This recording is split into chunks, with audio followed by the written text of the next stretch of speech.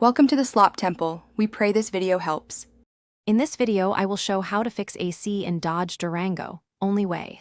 Start by diagnosing whether the compressor, refrigerant leak, or blend door is the issue, then prioritize safety and tools. Inspect hoses, condenser, and evaporator for obvious damage and use a UV dye to spot leaks. Test the compressor clutch for engagement and check electrical connections.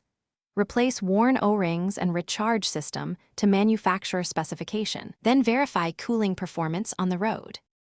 Begin diagnosis with a methodical checklist so you avoid wasted repairs.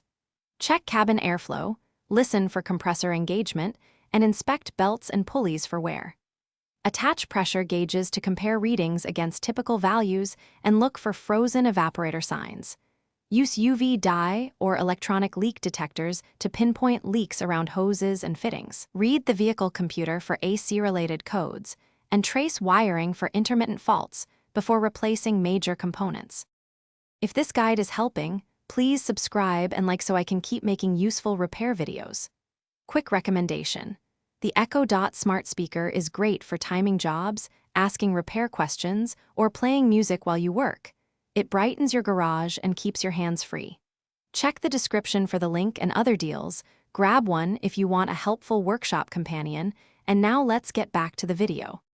Follow a logical repair flow to ensure the AC restores full function and reliability. Replace damaged components like the compressor, condenser, or hoses when tests reveal failure, and always install new O-rings and PAG oil as specified.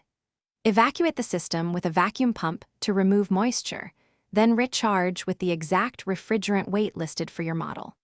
Finally, test cooling under load and check for lingering leaks or abnormal noises before finalizing.